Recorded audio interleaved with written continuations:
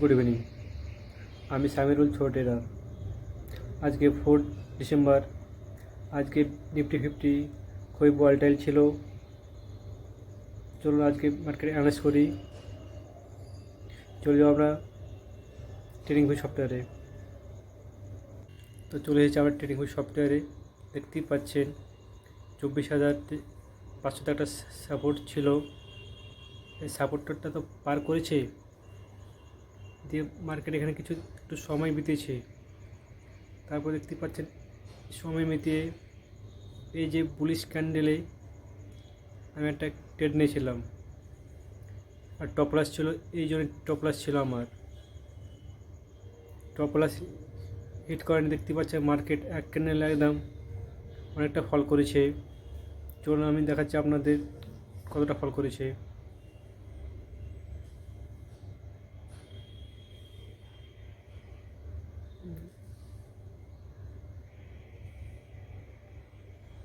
দেখতে পাচ্ছেন এক ক্যান্ডেলে 68% ফল করেছে। সেটা হচ্ছে কি 170 টাকা এক ক্যান্ডেলে ফল করেছে। সেটা অনেক ফল করেছে। ফল করার কারণ হচ্ছে একটাই, বা অনেকগুলো কারণ হতে পারে। আমি সেটাই দেখতে পাচ্ছি ক্যান্ডেলে একটাই, যে এই যে এখানে একটা রেজিস্ট্যান্স ছিল, সেই রেজিস্ট্যান্সটা পার করে নিখো। এই জন্য সব সেলার ছিল, তাই সেলাররা সব সেল করেছে আর মার্কেট নিচে এসেছে।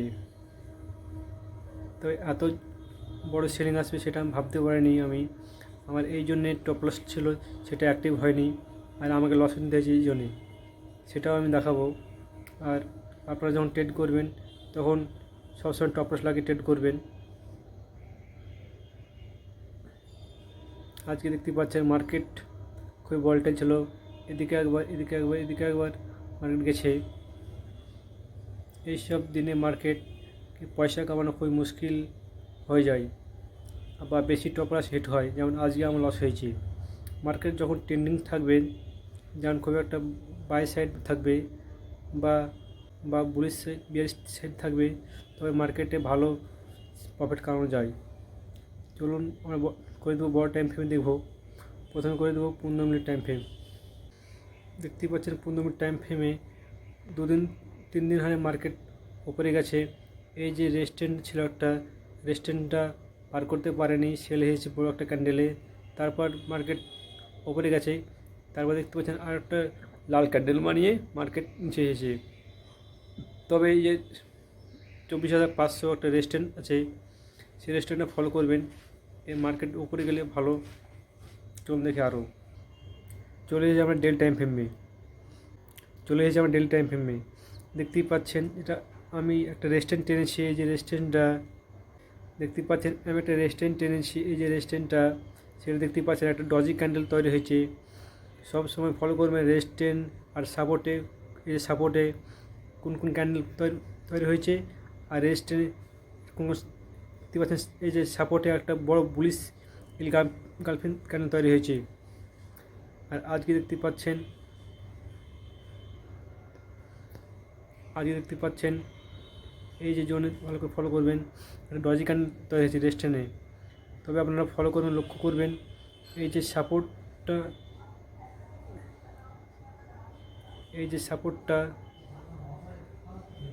সাপোর্ট নেই, রেজিস্ট্যান্সটা অনেক গুরুত্বপূর্ণ রেজিস্ট্যান্স।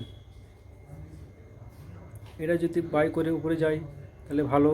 আর যদি মার্কেট সেল আসে, তবে এই যে জোন 23,200-তে মার্কেটটা বাঁচতে পারে। চলুন দেখি ব্যাঙ্ক নিফটি। যে দেখতেই পাচ্ছেন ব্যাঙ্ক নিফটি আজ ভালোই গেছে, খুব সুন্দর ট্রেন্ডিং একটা মার্কেট ছিল ব্যাঙ্ক নিফটি। এই যে দেখতেই পাচ্ছেন একটা ভালো বুলিশ মার্কেট আছে। এইসব জোনে মার্কেটে প্রফিট কামানো যায় বা ট্রেড করানো যায়। খুব ভালোই একটা দেখতে পাচ্ছেন মার্কেট বুলিশ গেছে। এখানে ছোট্ট একটা পুল ব্যাক নিয়ে উপরে গেছে মার্কেট। বড় একটা রেড ক্যান্ডেল এসেছে, কিন্তু দেখতে পাচ্ছেন এই যে লো ছিল, এই যে লো, সেটাকে ব্রেক করতে পারেনি, মার্কেট আবার হাই গেছে। সবসময় ফলো করবেন এই যে লো আর হাই কী ক্যান্ডেল সব ফর্ম হচ্ছে। চলুন বড় টাইমে দেখি।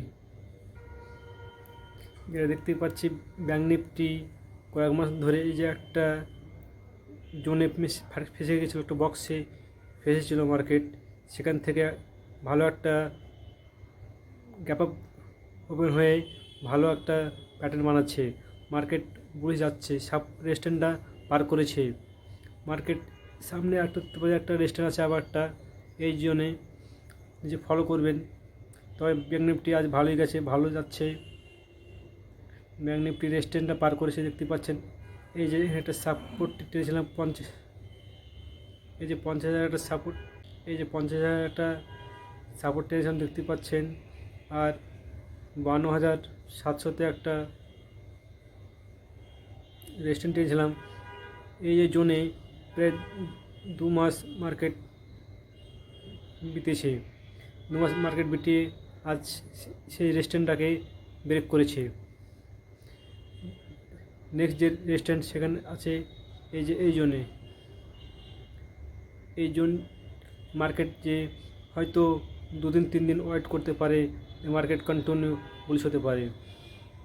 তবে আপনারা নিজে ট্রেড করবেন, নিজে অ্যানালাইজ করবেন। ধন্যবাদ।